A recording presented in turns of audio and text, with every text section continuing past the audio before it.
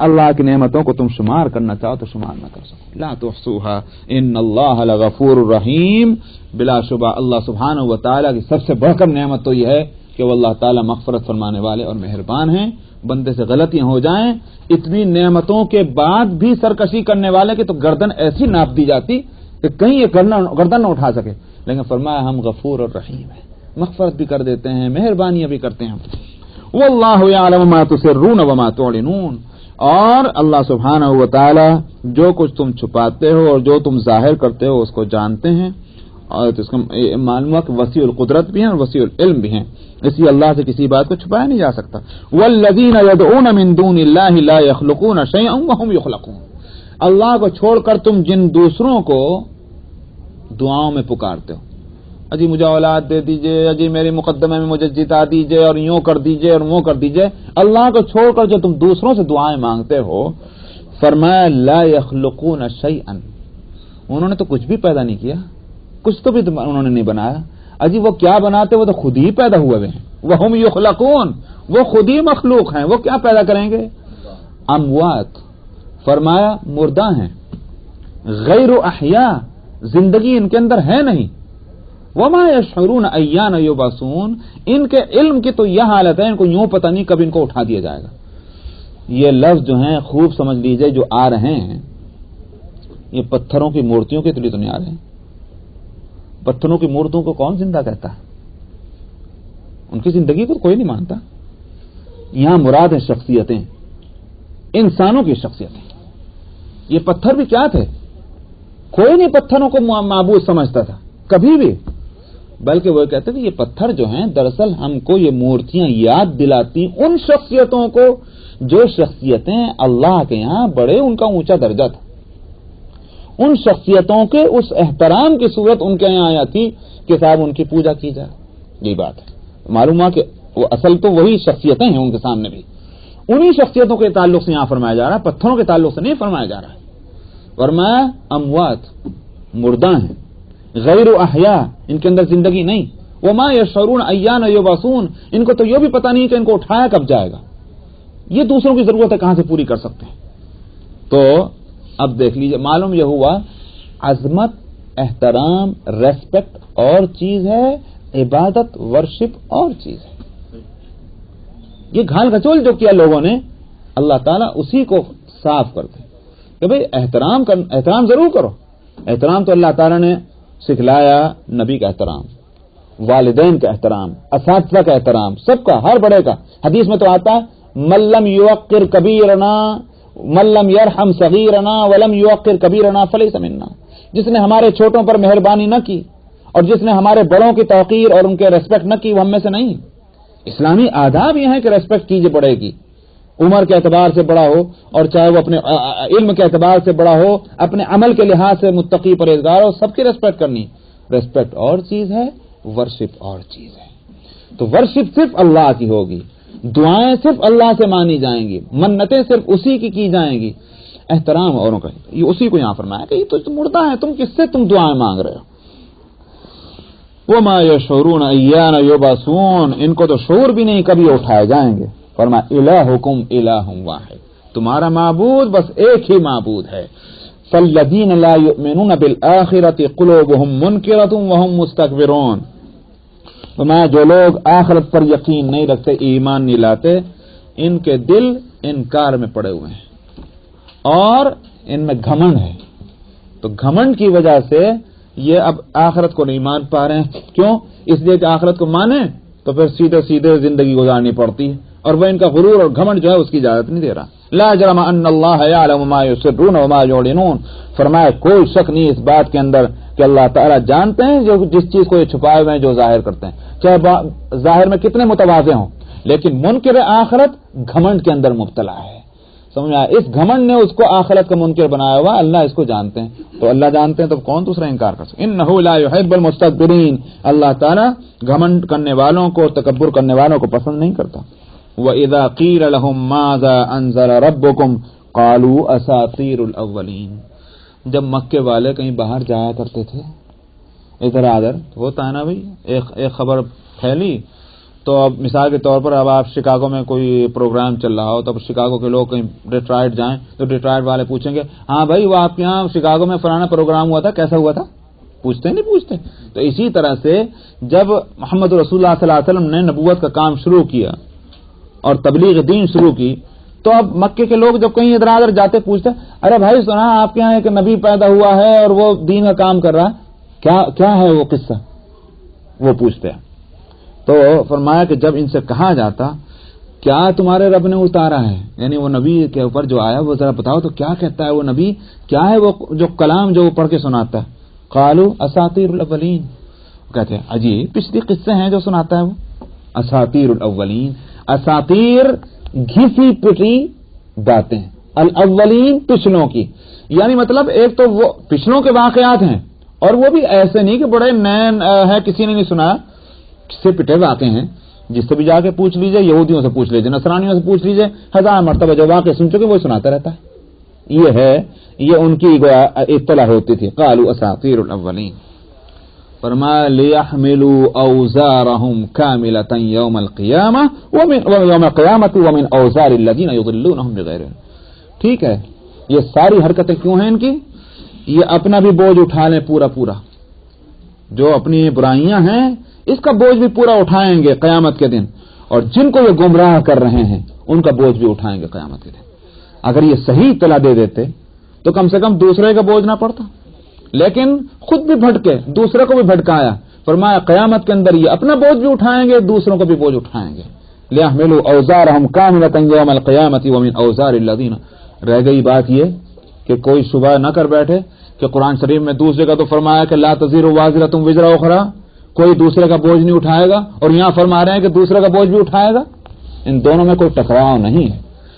اصل میں وہاں تو یہ بتلایا گیا ایک کے کفر کی سزا دوسرے کو نہیں ملے گی, اسی کو ملے گی. یہاں جو بات بتائی گئی وہ یہ کہ تم خود تو کافر ہو, دوسرے کو بھٹکا رہے ہو, تو دوسرے کو بھٹکانا تمہارا عمل ہے, اس کی سزا بھی تم کو ملنی ہے. آئی بات سمجھ میں نہیں آئی؟ تو کہہ دیا گیا کہ ان کا بوجھ, اگر تم ان کو نہ بھٹکاتے تو وہ صحیح راستے پر آ سکتے تھے, اس لیے ان کی برائی تم پر لا دی گئی. دراصل وہ تمہاری اپنی برائی ہے. ومن اوزار الذین یضلونہم بغیر علم, اور ان کا بوجھ بھی جن کو بربنائے جہالت یہ بھٹکاتے ہیں. الا ساء ما یزرون. فرمایا کیسا برا بوجھ ہے جو اٹھائیں, کیسی بری ذمہ داری ہے جس کو اپنے کندھوں پر انہوں نے لے رکھا ہے, دوسروں کو بھٹکانا. قد مکر الذین من قبلہم فأتی اللہ بنیانہم من القواعد فخر علیہم السقف. واقعہ یہ ہے کہ یہ شہادت اور گواہی جو ہے یہ ایک بہت بڑی چیز ہے. وہ گھڑی کیا کہہ رہی؟ وہ گھڑی تو 10 منٹ. اللہ من الشیطان الرجیم. بسم اللہ الرحمن الرحیم.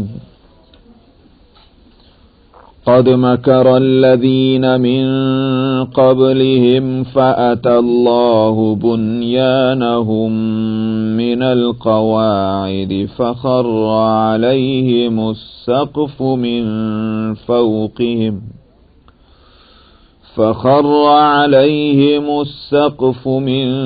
فوقهم وأتاهم العذاب من حيث لا يشعرون.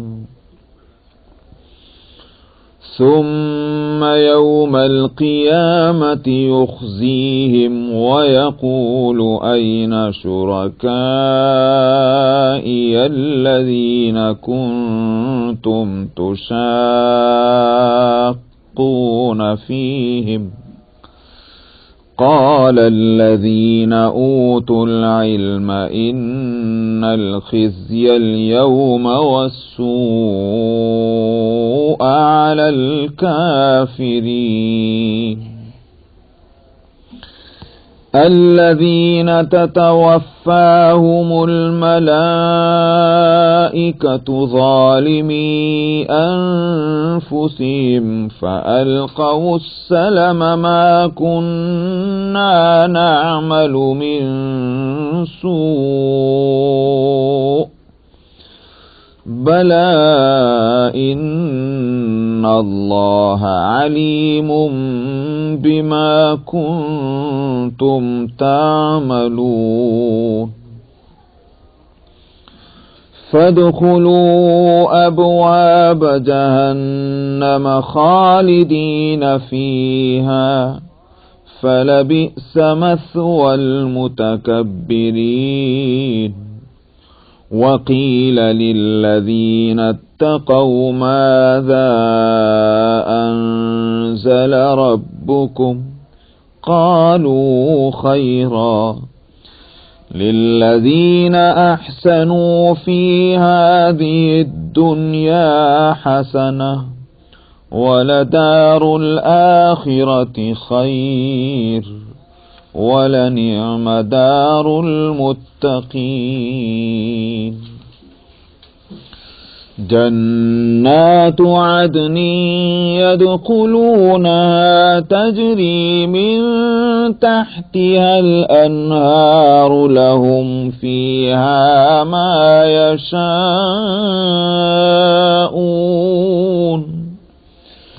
كذلك يجزي الله المتقين. الذين تتوفاهم الملائكة طيبين يقولون سلام عليكم ادخلوا الجنة يقولون سلام عليكم ادخلوا الجنة بما كنتم تعملون. هل ينظرون إلا أن تأتيهم الملائكة أو يأتي أمر ربك كذلك فعل الذين من قبلهم وما ظلمهم الله ولكن كانوا أنفسهم يظلمون. فأصابهم سيئات ما عملوا وحاق بهم ما كانوا به يستهزئون. وقال الذين أشركوا لو شاء الله ما عبدنا من دونه من شيء نحن ولا آباؤنا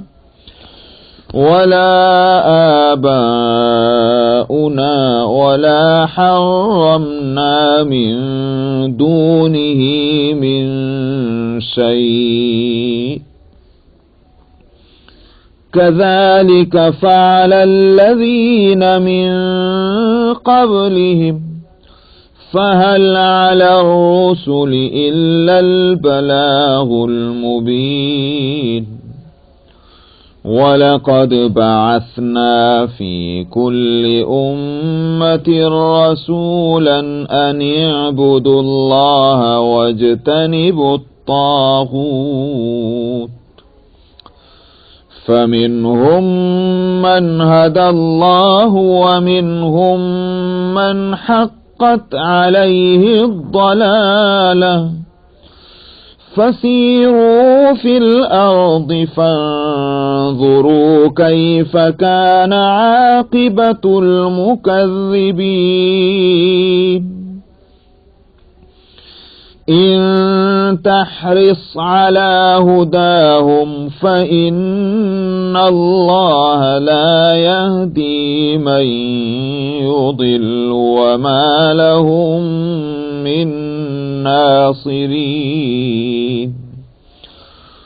وأقسموا بالله جهد أيمانهم لا يبعث الله من يموت بلى وعدا عليه حقا ولكن أكثر الناس لا يعلمون.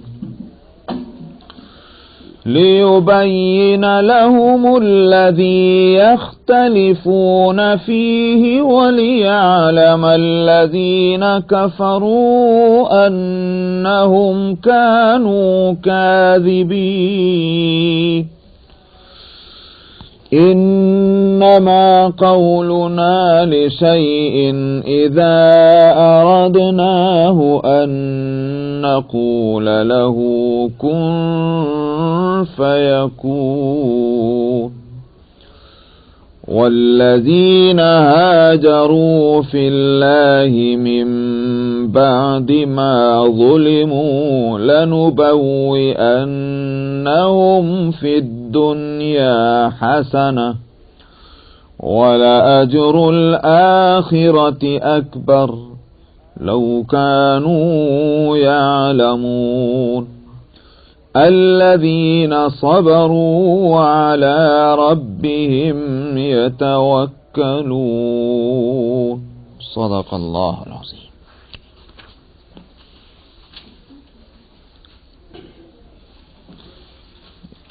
آیت نمبر 26 میں جو دوسری لائن میں، آیت نمبر 26 کے دوسری لائن میں فخرہ لفظ ہے، لیکن یہاں کتابت کی غلطی سے فخرہ لکھا ہوا ہے. خے پر تشدید ہے، لکھ دی گئی رے پر ہونی چاہیے. فخرہ، خر یخر کے معنی زمین پر جھک جانا، گر جانا، گر پڑنا، یہ ہے خرہ کے معنی. اور یہاں ہے فخرہ، تو یہ لفظ ہی بدل گیا، تو یہ فخرہ نہیں ہے، فخرہ.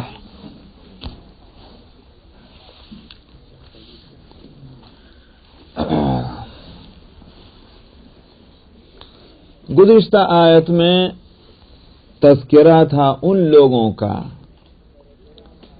کہ جن سے مکے کے باہر کے لوگ یوں پوچھتے کہ مکے میں سنا ہے کوئی پیغمبر ہیں اور وہ کچھ پڑھ پڑھ کے سناتے ہیں، وہ کیا ہے؟ تو مشرکین مکہ جواب دے دیا کرتے تھے، اجی وہ تو پچھلے قوموں کے گھسے پٹے قصے ہیں جو سناتے ہیں محمد، اساطیر الاولین. یہ کیوں کہتے تھے؟ تاکہ یہ ان کا ذہن ادھر سے ہٹ جائے، کہیں ایسا نہ ہو کہ ان کے ذہن میں بات آئے چلو ہم بھی سن لیں، اور پھر یہ بھی ان پر بھی جادو چل جائے اور یہ بھی جو ہے وہ ان کا مذہب قبول کر لیں. اس طرح سے ان کو بھٹکانا چاہتے تھے. یہاں سے اللہ تعالیٰ فرماتے ہیں قد مکر الذین من قبلہم، پریشان نہ ہوں پیغمبر بھی اور مسلمان بھی، یہ چالیں جو چل رہے ہیں یہ کوئی نئی نہیں ہے. ہر دور میں حق کے مقابلے میں باطل پسند اسی طرح کی چالیں چلتے رہے. قد مکر الذین من قبلہم، لیکن وہ چال چلنے والے کبھی بھی سکسیس نہیں ہوئے، کبھی بھی کامیاب نہیں ہوئے.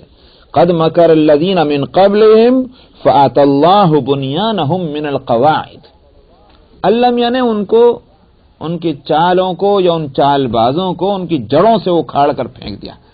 بنیان عمارتیں، قواعد قاعدے کی جمع ہے، جو ہر عمارت کے نیچے جو فاؤنڈیشن جو ہوتی ہے اس کو کہتے ہیں قاعدہ. اسی واسطے جو بچوں کو پڑھاتے ہیں اس کو کیا کہتے ہیں؟ قاعدہ. کیوں کہتے ہیں؟ وہ فاؤنڈیشن ہے. اچھا پتہ نہیں وہ خاموش قاعدہ کون سا ہوگا، لیکن یہ کہ وہ جو قاعدے کو بھی اسی واسطے کہتے ہیں، جس کو انگلش میں پرائمر کہتے ہیں. پرائمر اور قاعدہ ایک ہی معنی ہے، کیونکہ پرائمر کا مطلب یہ ہے کہ وہ بھی بالکل وہیں سے اسٹارٹ ہوگا، بنیاد ہے وہ. اسی طرح سے قاعدے کے معنی بھی وہی ہے کہ وہاں سے شروع ہوگا. اب قاعدہ اگر صحیح ہے تو اس پر اور پڑھائی جو ہے وہ بھی صحیح. ABCD صحیح نہیں ہوگی تو پھر اس سے سینٹنس کیسے بنیں گے؟ الف با تا صحیح نہیں ہوگی تو وہ سورہ کیسے پڑھے گا؟ قرآن شریف کیسے پڑھے گا؟ اسی لیے اس کو قاعدہ کہتے ہیں. بنیاد ہے وہ پڑھنے کی، تو قواعد اس کی جمع ہے. اور بھی اب اگر آپ کسی زبان کو سیکھنے بیٹھیں تو آپ کہتے ہیں بھائی اس کا قاعدے کیا ہے؟ کیا مطلب؟ وہ اصول، ضابطے، پرنسپل، کیونکہ وہ اگر معلوم ہوں گے تو زبان آ جائے گی. تو بنیاد جو ہے عمارت کی بنیاد اور فاؤنڈیشن کو قاعدہ اسی لیے کہتے ہیں.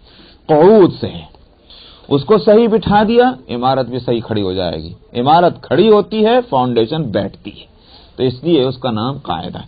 فرمایا کہ فَأَتَى اللَّهُ بُنْيَانَهُمْ مِنَ الْقَوَاعِدِ، اللہ تعالیٰ ان کی عمارت کو جڑ سے اتار دیتے ہیں، اکھاڑ دیتے ہیں. کیا؟ ان کی چال بازیوں کی، چالوں کی عمارتیں جو ہیں. فخر علیہم السقف من فوقہم، ان کی بنائی ہوئی چھت انہی کے اوپر گر پڑتی. فخر علیہم السقف من فوقہم واتاہم العذاب من حیث لا یشعرون، اور پھر ان کو عذاب ایسے راستوں سے آ کر پکڑتا ہے جس کا ان کو کوئی اندازہ بھی نہیں ہوتا کہ ادھر سے آئے گا ادھر سے آئے گا. چار طرف سے پیش بندیاں کر کے اور پورے سیکیورٹی کا انتظام کر کے، اور تب وہ چالیں چلتے ہیں. اللہ میاں جب پکڑتے ہیں تو اس طرح پکڑتے ہیں کہ اندازہ نہیں ہوتا. تو یہاں سنانا ایک طرف مسلمانوں کا ہے اور دوسری طرف مشرکین کو ہے کہ مطمئن مت ہونا یہ چالیں چل کے، یہ تم اپنے لیے مصیبت مول لے رہے ہو. ثم یوم القیامت یخزیہم، اور یہ دنیا کا عذاب یہ نہیں کہ چلو عذاب آیا قصہ ختم، ایک دن مرنا تو تھا ہی، بستر پہ نہیں مرے عذاب میں مر گئے. میں یہ مت سمجھ لینا، بلکہ یہ کہ دنیا کا عذاب جو ہے وہ تو ایک ابتدا ہے، اصل عذاب جو ہے وہ قیامت کا ہوگا. اور فرمایا ثم یوم القیامت یخزیہم، قیامت کا عذاب وہی دراصل رسوا کرے گا. اصل رسوائی کو یہاں بڑا عذاب قرار دیا گیا. دنیا میں آدمی کیوں کسی کی بات نہیں مانتا؟ کیوں مانوں؟ میں کوئی اس سے کم درجے کا ہوں؟ یہ احساس ہے، یہ ایک آدمی کو دوسرے آدمی کی بات سننے کے لیے تیار نہیں کرتا. تو یہ ناک کا اونچا ہونا اور اپنی عزت کا احساس، یہی بڑی چیز. تو قیامت میں اللہ تعالیٰ فرماتے ہیں کہ بڑا عذاب کیا ہوگا؟ رسوائی. اس اولین اور آخرین کے مجمع میں ایسے رسوائی ہوگی کہ وہاں کی رسوائی کے بعد پھر عزت کا سوال نہیں. یہاں تو دنیا میں کیا ہے بھائی؟ دنیا میں نہ عزت اصل نہ ذلت اصل. چار آدمی کسی کی عزت کرتے ہیں تو چار آدمی گالی دیتے ہوں گے، تو نہ گالیاں دینے والے ساری دنیا کے لوگ ہوتے ہیں اور نہ عزت کرنے والے ساری دنیا کے لوگ ہوتے ہیں. بلکہ حقیقت یہ ہے کہ نہ عزت کا اعتبار ہے دنیا میں، نہ ذلت کا اعتبار ہے. عزت دین کی ہے اور اسی واسطے عزت دینداروں کی ہے. دیوبند میں ڈاکٹر راجندر پرساد جو پہلا جو پریزیڈنٹ تھا انڈیا کا، اور بہت بڑا اسکالر تھا، وہ اچھا اس کی نالج تھی بہت. راجندر پرساد بھی، اس کے بعد راجندر پرساد، اس کے بعد رادھا کرشن، وہ تو فلسفی سائنٹسٹ کہلاتا تھا، بڑا فلسفی تھا. تو راجندر پرساد، اور میں کہا کرتا ہوں کہ اگر وہ مسلمانوں سے ہٹ کر کے کسی اور مذہب کے اندر بھی اگر آپ صوفی مانے تو وہ اب ہندوؤں کا صوفی تھا واقعی. تو بہرحال یہ کہ وہ آیا دیوبند، تو وہاں اس کی جو رسمی تقریر تھی وہ تو ہو گئی. غیر رسمی اس نے خود تقریر کی جس کا کوئی پروگرام میں پہلے سے وہ نہیں تھا. خود اس نے تقریر کی ایک چائے پارٹی کے اندر، اور وہ تقریر بڑی اچھی تھی. اس نے یہ کہا کہ میں یہاں آیا ہوں، یہ مت سمجھنا کہ میرا یہ دورہ سرکاری ہے اور میں ایک سرکاری ضرورت سے آیا ہوں. نہیں، میں روحانی ضرورت سے آیا ہوں. اس نے کہا کہ مجھے روحانی سکون ملا ہے یہاں آ کر، اور اسی سکون کی تلاش میں آیا بھی تھا. اس کے ساتھ اس نے کہا کہ نہ صرف یہ کہ روحانی سکون آپ لوگوں کے پاس ہے، بلکہ عزت بھی آپ ہی لوگوں کے پاس ہے. لوگ کہتے ہیں کہ بادشاہوں کے پاس عزت ہے، بادشاہوں کی گردنیں جن کے سامنے جھکتی ہیں وہ تو آپ لوگ ہیں. یہ لفظ اس نے کہے تھے. بات سمجھ میں بھی آئی اور ہمارا ذہن منتقل ہوا. اور سننے کے بعد ایک واقعہ کتابوں میں لکھا ہے، خلیفہ ہارون رشید عباسی خلیفہ، بڑے روب دبدبے کا بادشاہ گزرا ہے. تو وہ کہیں سفر میں تھا، پڑاؤ ڈالے ہوئے تھا.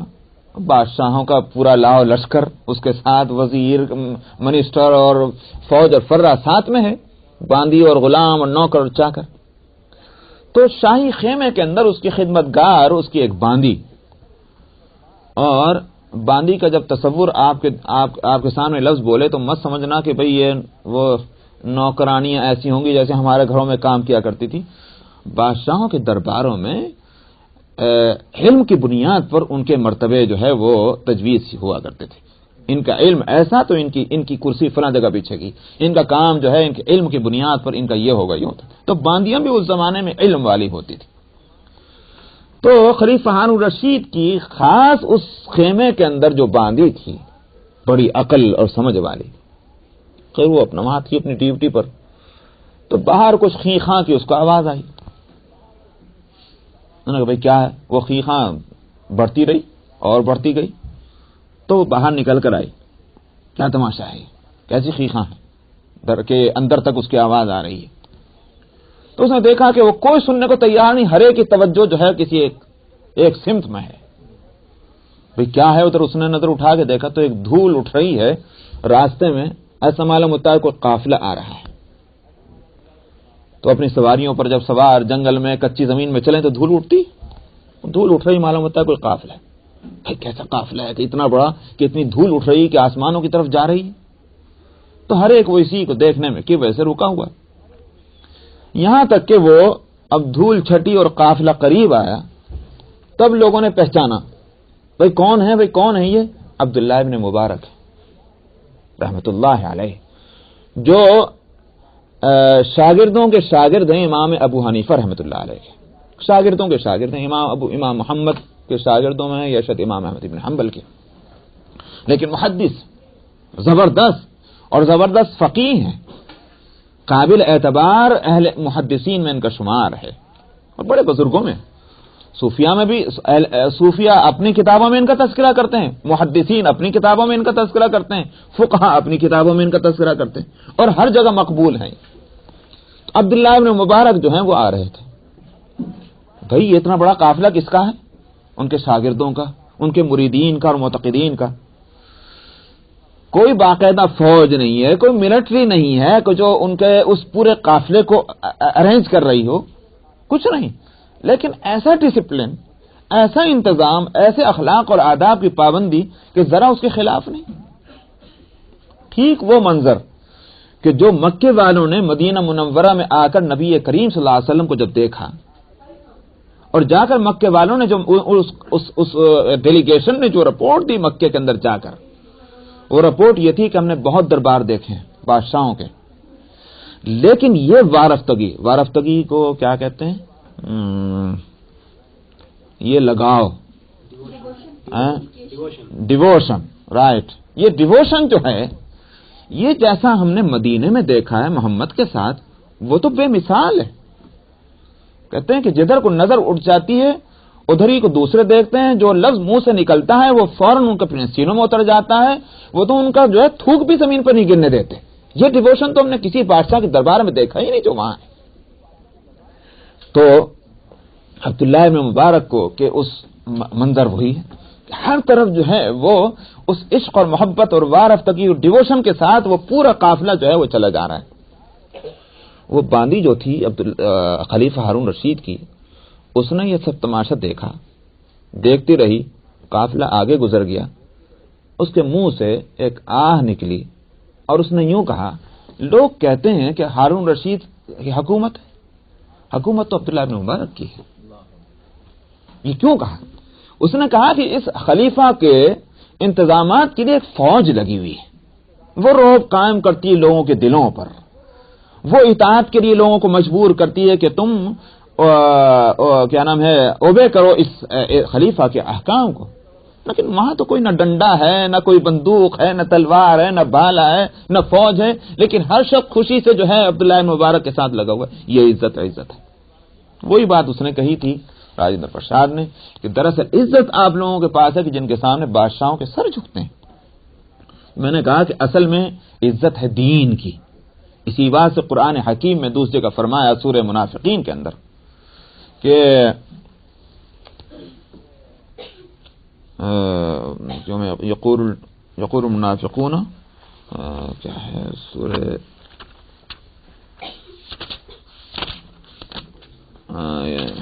لَيُخْرِجَنَّ الْأَعَزُّ مِنْهَا الْأَذَلُّ وَلِلَّهِ الْعِزَّةُ وَلِرَسُولِهِ وَلِلْمُؤْمِنِينَ.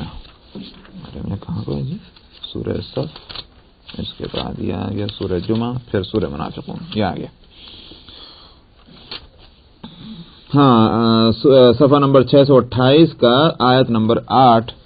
یقولون لئن رجعنا الى المدینہ لیخرجن الاعز منها الاذل. منافقین نے کہا تھا خود غزوہ احد کے موقع پر کہ بھئی روز روز کی مصیبت بس اب ہم ختم کیے دیتے ہیں، ذرا مدینے واپس چلیں گے اور ہم میں جو عزت والا ہے وہ ذلت والے کو باہر نکال کھڑا کر دے گا. عزت والا کون؟ خود اپنے آپ کو کہہ رہے ہیں. ذلت والے کون؟ یہ مسلمان.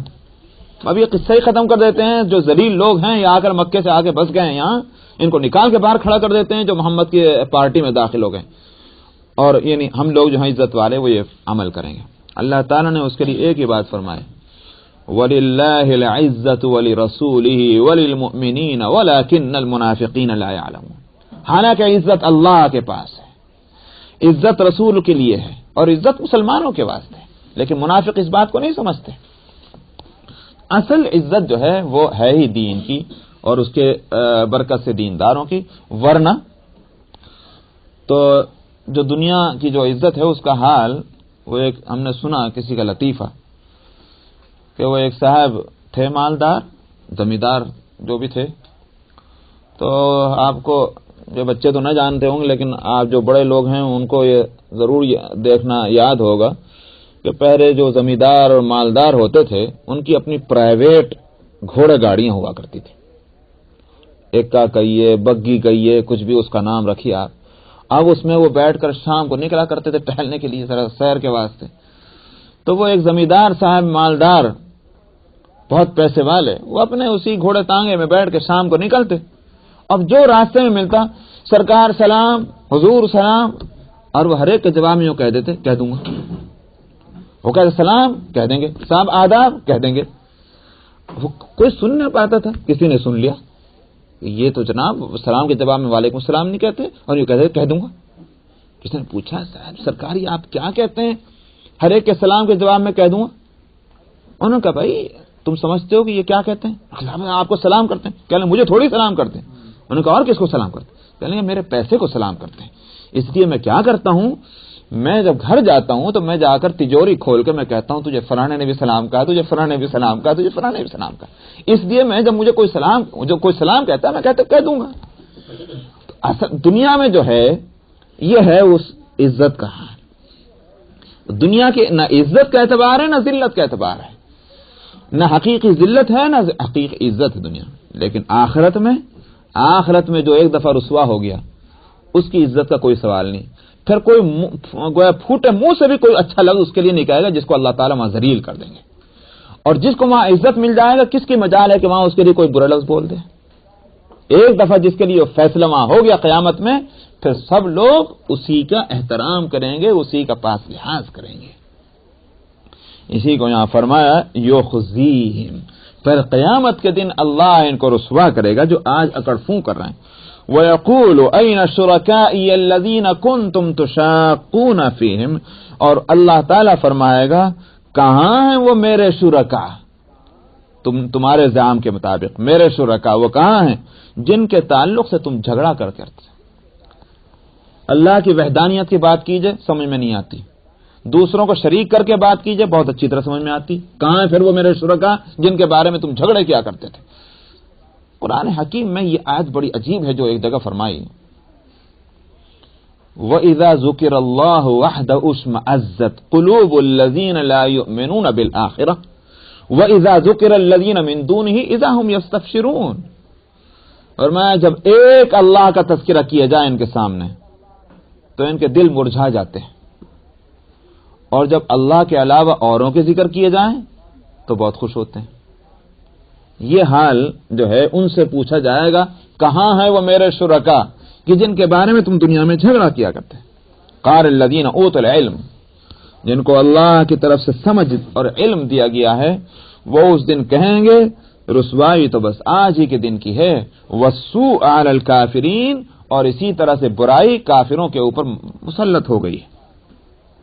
الذین تتوفاہم الملائکۃ ظالمی انفسہم، یہاں ان کافرین کا جن کے لیے برائی ہے، جن کا برا انجام ہے، ان کی حالت کو بتلا رہے ہیں۔ کیا ہوگی ان کی حالت؟ فرمایا یہ کافر وہ ہیں کہ جب فرشتے آ کر ان کی روح قبض کریں گے، تتوفا وفا یوفی کے معنی آتے ہیں عمر کو پورا کرنا، جب فرشتے آ کر کے ان کی روح قبض کریں گے، کن کی؟ جنہوں نے اپنے اوپر نافرمانی کر کے اللہ کی ظلم کیا، ظالمی انفسہم، فالقوا السلام۔ اب وہ جو روح قبض کریں گے وہ اس کی تفسیر حدیث میں ہے، ڈراؤنی صورت بنا کر آئیں گے، دیکھتے ہی نظر پڑتے ہی جو ہے وہ روح نکلنے شروع ہو جائے، اور اوپر سے ڈانٹ ڈپٹ کرتے ہوئے آئیں گے، چنگھاڑتے ہوئے، چیختے ہوئے، گویا اس کا مطلب یہ ہے کہ پہلے ہی سہما دیں گے۔ اس حالت میں یہ دیکھتے ہی کون سمجھے گا کہ بھئی یہ محبت کرنے والے ہیں، کون سمجھے گا کہ یہ مہربانی کے ارادے سے آئے؟ سہما ہوا انسان اس وقت ان سے کہے گا فَأَلْقَوْا السَّلَمَ، صلح کی بات ڈالے گا۔ سمجھتے ہیں آپ؟ کوئی شخص مثال کے طور پر آپ کے پاس آئے، لڑتا ہوا، جھگڑتا ہوا، کیا صاحب آپ نے کام کیوں کیا؟ صاحب آپ ہی کیوں کر رہے ہیں؟ آپ اس وقت کہا ارے میں ذرا سنو صحیح، بھائی صاحب ذرا سنیے تو صحیح۔ اس کا لہجہ یہ، آپ کا لہجہ یہ، آپ کے اس لہجے کو کیا کہیں گے؟ کہیں گے آپ صلح چاہ رہے ہیں، صلح کی بات آپ کرنا چاہ رہے ہیں، شانتی کی بات آپ کرنا چاہ رہے ہیں۔ فرمایا فَأَلْقَوْا السَّلَمَ، فرشتوں کے اس برتاؤ کے خلاف اس وقت یہ کافر کہیں گے فَأَلْقَوْا السَّلَمَ، صلح کی بات ڈالیں گے۔ اس کا یوں بھی ترجمہ کر سکتے ہیں، سلام پیش کریں گے، ارے بس سلام، ذرا سنو صحیح، ذرا سنو تو صحیح۔ فَأَلْقَوْا السَّلَمَ مَا كُنَّا نَعْمَلُ مِن سُوءٍ، ہم دنیا میں کوئی برائی نہیں کرتے تھے صاحب، آپ کو غلط فہمی ہوئی ہے، ہم نے کوئی برائی نہیں کی تھی۔ مَا كُنَّا نَعْمَلُ مِن سُوءٍ بَلَىٰ إِنَّ اللَّهَ عَلِيمٌ بِمَا كُنتُمْ تَعْمَلُونَ، یہ تو وہ فرشتے کہیں گے، یہ اللہ کی طرف سے جواب ہے، کیوں نہیں؟ اللہ کو پتا ہے تم جو کچھ کرتے تھے، معلوم ہے، ضرورت نہیں اس وقت کچھ وضاحت کی۔ ان اللہ علیم بما کنتم تعملون فادخلوا ابواب جہنم خالدین فیہا، کہیں گے فرشتے ان سے ٹھیک ہے اس وقت خاموش رہیے آپ، اللہ کو پتا ہے جو کچھ تمہاری حرکتیں تھیں، اب تمہارا انجام کیا ہے؟ جہنم کے دروازوں میں داخل ہو جانا ہمیشہ ہمیشہ کے واسطے، اور وہ برا ٹھکانہ ہے تکبر کرنے والوں کے لیے۔ دنیا میں تم تکبر کرتے تھے پیغمبر کی، اور پیغمبر کے جو جانشین ہیں دیندار ان کی باتیں نہیں مانتے تھے تکبر کی وجہ سے، تو برا انجام ان کے لیے جہنم کا ٹھکانہ ہے۔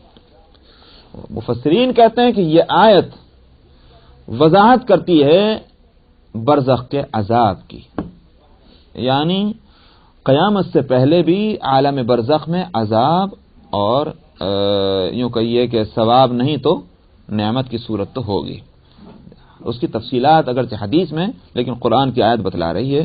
ظاہر ہے کہ ادخلوا ابواب جہنم یہ تو ہے قیامت کے دن، لیکن اس سے پہلے جو ڈانٹ ڈپٹ ہے، اس سے پہلے جو یہ گفتگو ہے جو تکلیف دہ ہے بندوں کے واسطے، کافروں کے واسطے، یہ برزخ کی ہے۔ تو برزخ میں بھی تکلیف ہوگی بندوں کو، برزخ میں بھی راحت ہوگی بندوں کو۔ تفصیل اس کی جیسے کہ حدیث میں آتی کہ جب کسی کی روح قبض کر لی جاتی ہے اور اس کی روح کو دوسرے عالم میں پہنچایا جاتا تھا، حدیث میں لفظ قبر آتا ہے کیونکہ عام طور پر انسانوں کو قبر میں لٹاتے ہیں، تو وہ منکر نکیر آتے ہیں۔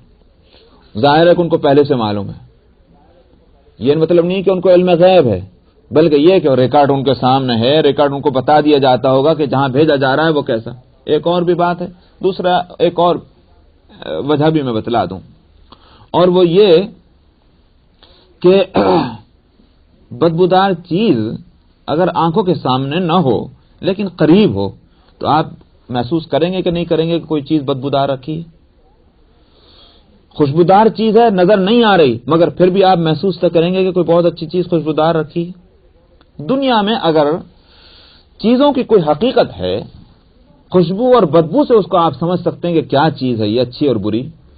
اعمال کے اندر بھی اسی طرح خوشبوئیں اور بدبوئیں ہوتی ہیں۔ اچھے اعمال ہیں تو اس کے اندر خوشبوئیں ہوتی ہیں، برے اعمال ہیں اس کے اندر بدبوئیں ہوتی ہیں۔ فرشتے اس خوشبو اور بدبو سے سمجھتے ہیں کہ جس انسان کے پاس ہم جا رہے ہیں اگر وہاں سے خوشبوئیں آ رہی ہیں تو سمجھتے ہیں کہ اچھے انسان ہے، اور اگر بدبوئیں اٹھ رہی ہیں وہاں سے تو سمجھتے ہیں کہ برا انسان ہے۔ ان خوشبوؤں کو وہ خوشبوئیں جو ہیں وہ چیزوں کی نہیں، اعمال کی خاص قسم کی خوشبو اور بو ہوتی۔ اب وہ کیسا انسان ہے فرشتوں کو پہلے ہی اندازہ ہو گیا، تو لہذا وہ اس کے لیے تیار ہو کے پہنچتے ہیں۔ اگر برا انسان ہے تو وہاں ڈانٹ ٹپٹ کرتے ہوئے قبر میں جا کے اٹھو، من ربو، کون ہے تمہارا رب، وما دینک، پہلے سے معلوم ہے کہ اس کا جواب کیا ملنے والا ہے، لیکن ڈانٹ ٹپٹ کر کے یوں کہیے کہ ضابطے اور قاعدے کی پابندی کرنی ہے۔ وہ جواب تو نہ ملنا ہے نہ ملنے والا ہے۔ ہر ایک بات کے جواب میں وہ کہے گا ہاں ہاں لا دی، مجھے پتہ نہیں کون ہے، مجھے جان چھوڑو، مجھے کچھ پتہ نہیں کیا ہے۔ وہاں جان چھوٹنے کا سوال ہی نہیں۔ وہاں حدیث میں آتا ہے کہ ان دونوں دیواروں کو ایک دوسرے سے ملایا جائے گا تاکہ اس کو جسمانی تکلیف ہو، اس کی ہڈیاں جو ہیں وہ چور چور ہو جائیں، اور اس کے بعد جہنم سے کھڑکی کھول دی جائے گی، لے یہ تیرا ٹھکانہ دیکھتا رہے تو قیامت تک کے واسطے، جانا اس میں ہے، اس جانے سے پہلے بھی تیرے لیے تکلیف دے، اس کے علاوہ کچھ اور بھی تکلیفیں اس پر مسلط کی جائیں گی۔ یہ تو ہوگا ایک بدکار انسان کے لیے۔ نیکوکار انسان کو پہلے سے اس کی خوشبوئیں پھوٹ رہی ہیں، فرشتوں کو پہلے سے اندازہ ہے کہ جس انسان کے پاس ہم جا رہے ہیں وہ ایک نیک انسان ہے. علاوہ اس کے زمین نے بھی ان کے ساتھ پہلے سے معاملہ اچھا کیا ہوا ہے. حدیث میں آتا ہے کہ جب قبر میں لٹاتے ہیں انسان کو تو زمین بولتی ہے. اگر اچھے انسان کو لٹایا ہے تو زمین کہتی ہے اے انسان میں بہت انتظار میں تھی تیرے، کب تو میرے پاس آئے، تو نے میری کمر پر رہ کے بڑی تکلیفیں اٹھائی ہیں، بڑی پریشانیاں تو نے اٹھائی ہیں، میں انتظار کر رہی تھی کب تو آئے کہ میں تجھے آرام پہنچاؤں، اب تو میرے پاس آیا، ماں کی گود سے زیادہ میں تجھے آرام پہنچاؤں. اور یہ کہہ کر زمین وہ کشادہ ہو جاتی ہے اور آرام دینے کی وہ کوشش کرتی زمین.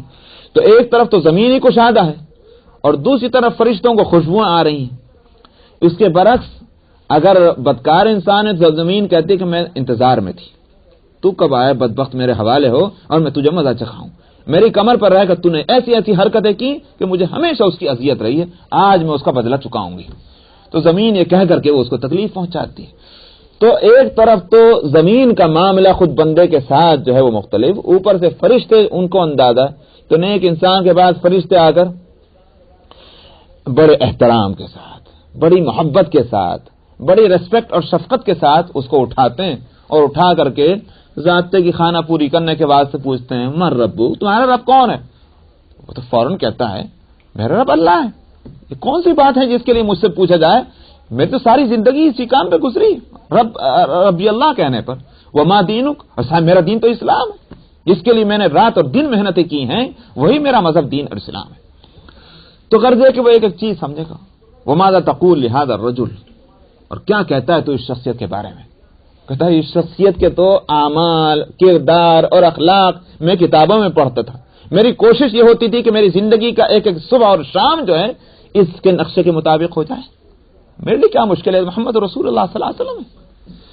تو تینوں جواب جب پورے مل جائیں گے، نعم کا نومۃ العروس، دلہن کی طرح سو جا، اور ادھر سے جنت کے لیے جنت سے کھڑکی کھول دی جاتی ہے، یہ ہے تیرا ٹھکانہ، جہاں تجھ کو جانا ہے، تو اس کو دیکھتا بھی رہے، آرام بھی حاصل کرتا رہے. تو یہاں میں نے کہا کہ ان آیتوں سے عذاب برزخ جو ہے وہ معلوم ہوتا ہے کہ ہوگا، مگر تفصیل نہیں، تفصیل حدیث کے اندر ہے. تو عذاب برزخ کو منکر جو ہے وہ اس واسطے کافر ہوگا جیسے عذاب قیامت کا منکر کافر ہوگا، کیونکہ قرآن حکیم میں دونوں کا تذکرہ کر دیا گیا. وَقِيلَ لِلَّذِينَ اتَّقَوْا مَاذَا أَنزَلَ رَبُّكُمْ، اس کے لیے وہ آیت پہلے دیکھیے، آیت نمبر 24 جو اوپر گزری ہے. وَإِذَا قِيلَ لَهُمْ مَاذَا أَنزَلَ رَبُّكُمْ قَالُوا أَسَاطِيرُ الْأَوَّلِينَ، جب ان سے کہا جاتا ہے کیا اتارا ہے آپ کے رب نے، تو وہ کہتے ہیں کہ یہ پچھلی امتوں کے، پچھلی قوموں کے گھسے پٹے قصے ہیں. وہ جو اوپر گزر چکی آیت، یہاں فرمایا جب متقین سے، جن کے دلوں میں خوف خدا ہے، جب ان سے کہا جاتا ہے ماذا انزل ربکم، ٹھیک وہی سوال ان سے. بھائی مکہ مکرمہ سے جو جانے والے ادھر ادھر جایا کرتے تھے دوسری بستیوں میں، تو میں نے بتایا تھا نا پچھلی دفعہ کہ بھئی اگر شکاگو میں کوئی پروگرام چل رہا ہو، شکاگو کے لوگ باہر جائیں، ملواکی جائیں، ڈیٹرائٹ جائیں، تو پوچھیں گے نہیں پوچھیں گے بھائی تمہارے شکاگو میں فلانا کام کس طرح سے ہو رہا ہے. تو اسی طرح سے مکے والوں سے پوچھا کرتے تھے لوگ. تو مشرکین کفار تو یہ کہتے تھے کہ اساطیر الاولین، اور مومنین متقین سے پوچھا جاتا بھائی سنا مکے کے اندر ایک نبی آئے ہیں، وہ کچھ پڑھ کے سناتے ہیں، کیا ہے وہ؟ وَقِيلَ لِلَّذِينَ اتَّقَوْا، اور جب کہا جاتا متقین سے ماذا انزل ربکم، کیا اتارا ہے تمہارے رب نے، قالوا خیرا، وہ کہتے بڑی اچھی باتیں اتاری ہیں، بہت اچھی باتیں سناتے ہیں وہ محمد صلی اللہ علیہ وسلم. قالوا خیرا، فرمایا لِلَّذِينَ أَحْسَنُوا فِي هَذِهِ الدُّنْيَا حَسَنَةٌ، جنہوں نے اچھائی کی ہے ان کے لیے اس دنیا میں بھی اچھائی ہے. وَلَدَارُ الْآخِرَةِ خَيْرٌ، اور آخرت کا گھر تو اور بھی اچھا ہے، اس کو دار الاخرہ کہا گیا. آپ دیکھ رہے ہیں فی ہذہ الدنیا، وہاں دار دنیا بھی تو کہہ سکتے، لیکن دار دنیا نہیں کہا، اس کو تو کہا دنیا، اور آخرت کے لیے لفظ دار بڑھایا. مراد اس سے اس طرف اشارہ ہے گھر رہنے کا تو وہی ہے آخرت کا. یہاں تو کیسے بھی گزر جائے، تکلیف سے گزر جائے، راحت سے گزر جائے، یہ گھر نہیں ہے، دراصل یہ سفر ہے. ایک ٹرین میں بیٹھنے والا انسان، ایک موٹر میں بیٹھنے والا انسان اگر وہ یہ سمجھے کہ میرا گھر ہے، ظاہر ہے کہ بے وقوفی. یہ دنیا میں جو ہم گھر بنا لیتے ہیں یہ ہمارے اپنے احساس کی بات ہے، ورنہ دراصل یہ ایک سفر ہے، ایک کمپارٹمنٹ ہے جس میں ہم موجود ہیں، ہمارا سفر جو ہے جاری ہے. حقیقی گھر کہاں ہے؟ وہ ہے آخرت. اس لیے وہاں لفظ دار لائیں. دار کہتے ہیں گھر کو. ولا دار الآخرت خیر، آخرت کا گھر جو ہے دراصل وہی گھر اچھا ہے. ولا نعم دار المتقین، اور فرمایا متقین کا گھر بڑا بہترین گھر ہے. سمجھا؟ کافروں کا گھر تو ہوگا وہ، مگر وہاں تکلیفوں سے بھرا گھر ہوگا، اور متقین کا گھر نعمتوں سے بھرا ہوا ہوگا. ولا نعم دار المتقین. کیسا ہے وہ گھر متقین کا؟ فرمایا جنات عدن يدخلونها، وہ ہمیشہ رہنے والے باغات ہیں جن میں وہ داخل ہوں گے، جن کے نیچے سے نہریں بہتی ہوں گی. لہم فیہا ما یشاؤون. فرمایا وہاں نعمتیں کیا کیا ہوں گی. اب آپ کو کہاں تک تفصیل سنائی جائے کہ صاحب یہ نعمت ہوگی، یہ نعمت ہوگی، یہ نعمت ہوگی. ایک لفظ میں ساری نعمتوں کو کس طرح شمار کر دیا. فرمایا لہم فیہا ما یشاؤون، جو کچھ چاہیں گے وہی وہاں ہوگا. ختم ہو گئی. اب تمہارے اوپر ہے مانگنے والا کیا مانگتا ہے، چاہنے والا کیا چاہتا ہے، وہ اس پر بات گئی ہے. ہماری طرف سے کوئی مسئلہ نہیں کہ بس ہم یہ دیں گے اور یہ نہیں دیں گے. اگر یہ ہوتا ہم یہ دیں گے یہ نہیں دیں گے. صاحب ہم آپ کو فروٹ کھلائیں گے، کیسا ہم تو مچھلی کھانا چاہتے ہیں. انہوں نے کہا مچھلی تو ہے نہیں صاحب، بھاگ جائیے. یہ نہیں ہے. لہم فیہا ما